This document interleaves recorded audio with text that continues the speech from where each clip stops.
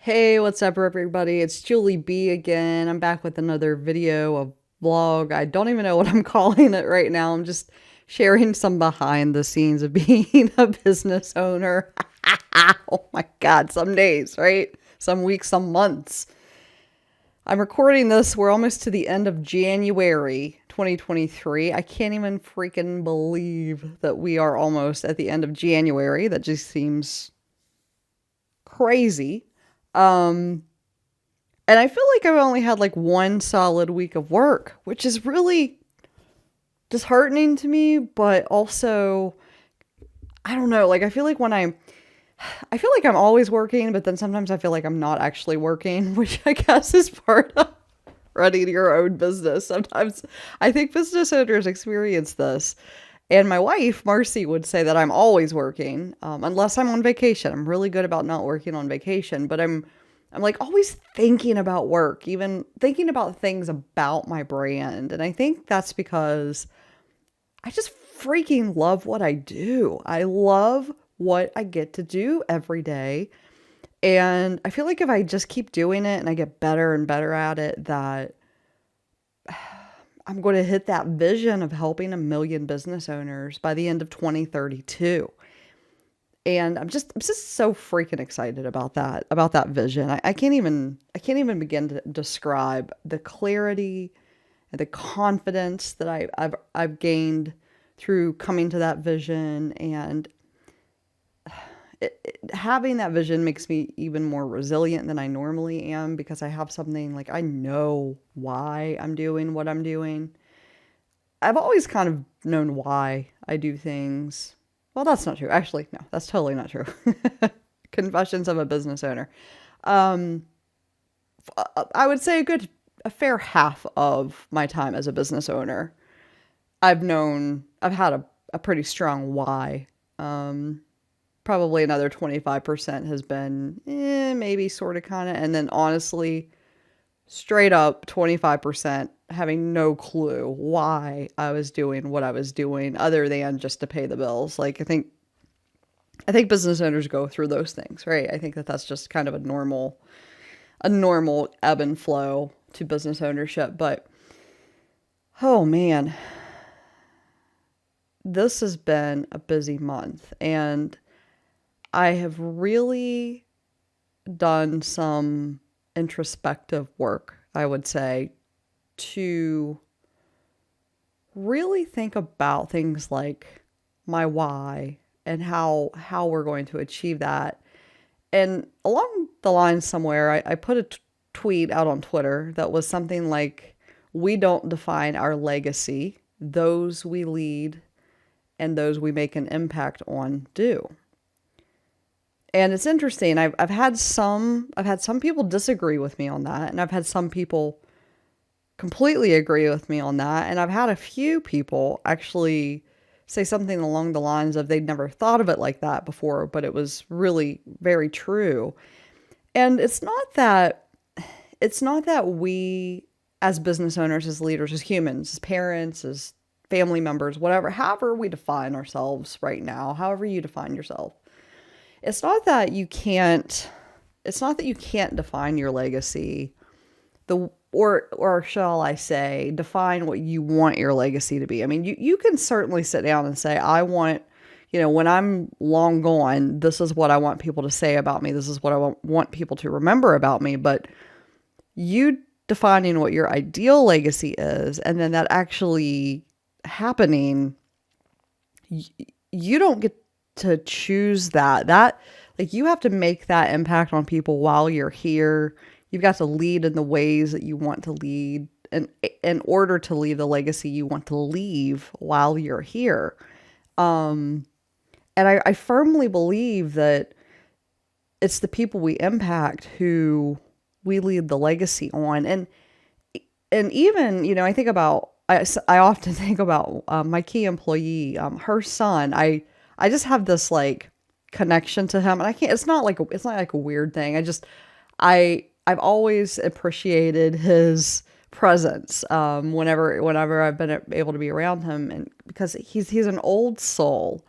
And I was thinking about when I was thinking about legacy and what I wanted to say on here today, I was thinking about him because while I know a little bit of the impact I've had on my key employee, the thing that's going to live on past both of us is probably any impact I might have had on her son. And that impact probably came through my employee, because it's not like I talk to her son all the time. Rarely, maybe once in, I don't know, 3 years, I might actually talk to this child.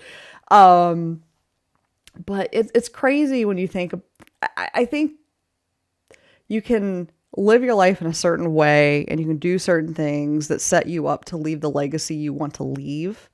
But I don't think we get to define the actual legacy we do leave, which is a really big concept. And I'll tell you the reason that I'm talking about this. There's been a lot lately. I've just seen a lot about legacy leadership and just legacy in general. And I think it probably comes from, we're just coming out of like the holiday season. People tend to get kind of reflective during that time, myself included. But I've seen a lot of people really say this is going to be my legacy, or this is the legacy I'm leaving. And to be perfectly honest, I think that's kind of a really short-sighted way to look at it, because those we lead are the ones who define our legacy. It's not, we don't define it, they do. And I think that the sooner, if you're wanting to leave a certain kind of legacy, the sooner you can come to terms with that, the better your chances are of leaving the legacy that you envision. So, which now I'm like, okay, so now this is where I go on a tangent, right? Like I did a video, I did a video about how to be concise and clear and how important it is to be to the point when you're using your words as a leader. And now I'm probably going to go on a tangent because I actually don't know. I don't think I've ever sat down and defined what I would like my legacy to be. I mean, there's the general things. Like when people think of me, I hope that they think of someone who they could count on, and someone that was always willing to help them as much as I could in that moment in time. And somebody who brought joy and laughter to their life, because I laugh a lot. And I that's actually one of my definitions of success. If I'm laughing every day, I'm feeling pretty successful.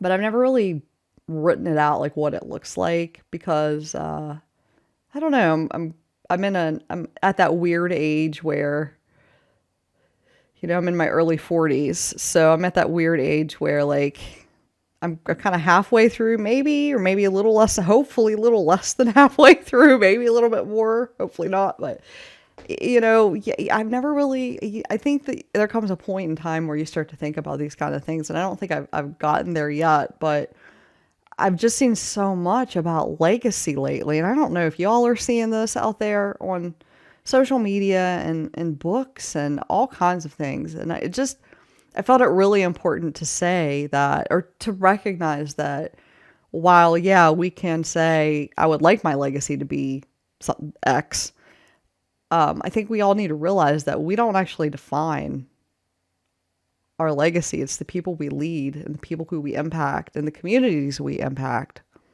And those communities and their kids and their, that's where our legacy is left. So, and it doesn't have to be a big thing either.